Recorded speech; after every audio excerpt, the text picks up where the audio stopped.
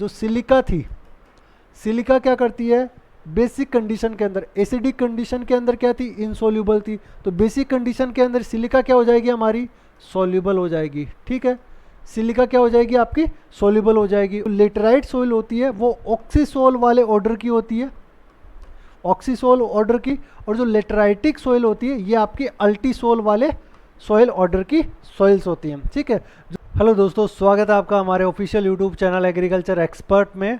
और आज के इस वीडियो के अंदर हम जानेंगे लेटराइजेशन की प्रोसेस के बारे में। पिछले वीडियो के अंदर हमने पढ़ा था पोर्जोलाइजेशन। चलिए शुरू करते हैं। देखो, जैसा मैंने आपको बताया था पिछले वीडियो में, वैसे हम इसको भी पढ़ेंगे बिल्कुल एकदम सिंपल वे के अंदर। सबसे पहले लेटर जो वर्ड है उसका मतलब होता है ब्रिक, ब्रिक या फिर टाइल। ठीक है, उसके बाद में हम बात करते हैं लेटराइजेशन की प्रोसेस जो होती है उसके लिए क्लाइमेटिक कंडीशंस। क्लाइमेटिक कंडीशन की अगर मैं बात करूं तो सबसे पहले क्लाइमेट, तो जो क्लाइमेट होता है इसके अंदर वो कैसा होता है, वार्म एंड ह्यूमिड आपका। और दूसरी अगर मैं बात करूं पेरेंट मटेरियल की, तो जो पेरेंट मटेरियल होगा वो कैसा होगा, यहाँ पर पेरेंट मटेरियल होगा आपका बेसिक नेचर का, बेसिक नेचर का होगा जिसके अंदर आयरन कंटेनिंग मिनरल्स आपके ज़्यादा हो। ठीक है, आयरन कंटेनिंग मिनरल्स आपके ज़्यादा हो, जैसे कि आपके फेरो मैग्नीशियम मिनरल्स हो गए, पायरोक्सिन हो गए, एम्पीवोल हो गए, ये सारे मिनरल्स आपके इसके अंदर आएंगे। Third one is the vegetation. Vegetation कैसी होगी इसकी, वेजिटेशन होगी आपकी ब्रॉड लीफ वाली, ब्रॉड लीफ बेसिक नेचर के वेजिटेशन होगी। कैसी होगी, बेसिक नेचर की ब्रॉड लीफ वाली वेजिटेशन होगी। पेरेंट मटेरियल कैसा होगा, बेसिक नेचर का होगा जिसके अंदर आयरन कंटेनिंग मिनरल्स आपके ज़्यादा पाए जाते हैं, जैसे कि फेरो मैग्नीशियम मिनरल्स। क्लाइमेट कैसी होगी, वार्म या फिर हॉट ह्यूमिड होगी। ठीक है, और अब अगर हम इसमें बात करें तो जैसा मैंने आपको पोर्जोलाइजेशन के अंदर बताया था, तो उससे रिलेट करते हुए हम इसको थोड़ा सा पढ़ेंगे तो इजीली अपन इनके अंदर डिफ्रेंशिएट कर पाएंगे। तो लेटराइजेशन के अंदर क्या होता है, जो एनवायरनमेंट होता है वो कैसा होता है आपका, बेसिक नेचर का होता है। ठीक है, अब बेसिक नेचर का एनवायरनमेंट कैसे डेवलप हुआ मैं आपको पहले सिंपली समझा देता हूँ। देखिए, इसके अंदर भी आपके बेसिक केटाइंस होते हैं, कैल्शियम, मैग्नीशियम, पोटेशियम और सोडियम, ये कुछ बेसिक केटाइंस होते हैं। अब रेनफॉल ज़्यादा होने की वजह से ये सारे के सारे बेसिक केटाइन क्या कर जाते हैं, लीच कर जाते हैं हमारे प्रोफाइल से।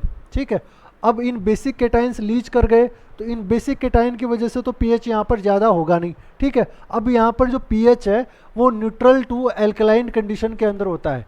पीएच कैसा होता है, न्यूट्रल टू एल्कलाइन होता है। अब ये जो पीएच होगा वो किसकी वजह से होगा, एक तो होगा आपका पेरेंट मटेरियल, क्यों, क्योंकि पेरेंट मटेरियल कैसा है आपका बेसिक टाइप का।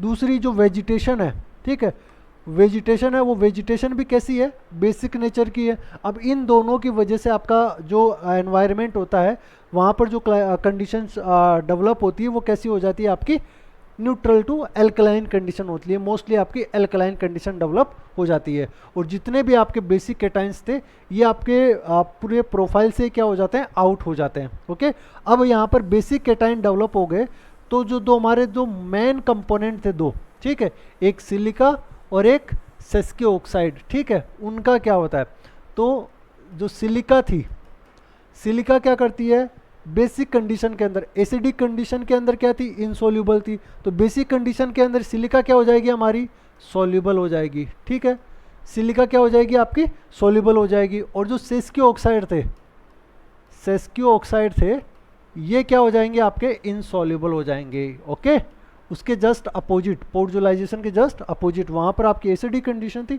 यहाँ पर आपकी बेसिक कंडीशन थी, तो जस्ट उसके अपोजिट हो जाएगा यहाँ पर। ठीक है, सिलिका आपकी सॉल्युबल होती है और सेस्कियो ऑक्साइड क्या होते हैं आपके, इनसॉल्युबल होते हैं। अब ये जो सिलिका सॉल्युबल है ये क्या करेगी, उस प्रोफाइल में से आपकी आउट हो जाएगी। क्यों? सॉल्युबिलिटी की वजह से।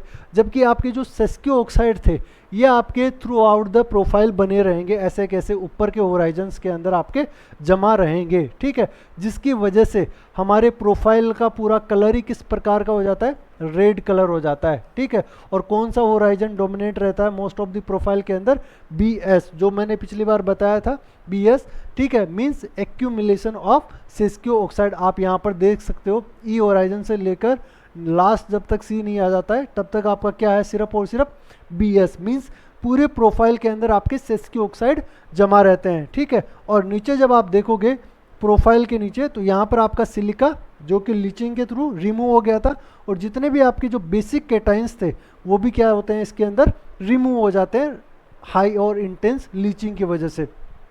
अब दो टर्म आपने और देखी होगी, एक होती है लेटेराइट सॉइल, ठीक है, लेटेराइट सॉइल, और एक होती है लेटेराइटिक सॉइल, ठीक है। तो ये सिंपली आप याद रखना, जो लेटेराइट सॉइल होती है वो ऑक्सीसोल वाले ऑर्डर की होती है, ऑक्सीसोल ऑर्डर की, और जो लेटेराइटिक सॉइल होती है ये आपकी अल्टीसोल वाले सॉइल ऑर्डर की सॉइल्स होती हैं, ठीक है। जो सॉइल ऑक्सीसोल ऑर्डर के अंदर बन रही है उनको हम लेटेराइट बोलते हैं, और जो अल्टीसोल के अंदर बन रही होती है उसको हम लेटेराइटिक सॉइल बोलते हैं, ठीक है। तो ये कंप्लीट प्रोसेस हमारी क्या कहलाती है, लेटेराइजेशन कहलाती है, ठीक है। तो आपको कैसा लगा ये वीडियो ज़रूर बताइएगा कमेंट में, और कोई भी अगर आपको डाउट है तो कमेंट के अंदर आप ज़रूर पूछिएगा। मिलते हैं किसी नए टॉपिक पर नए वीडियो के अंदर। Thank you.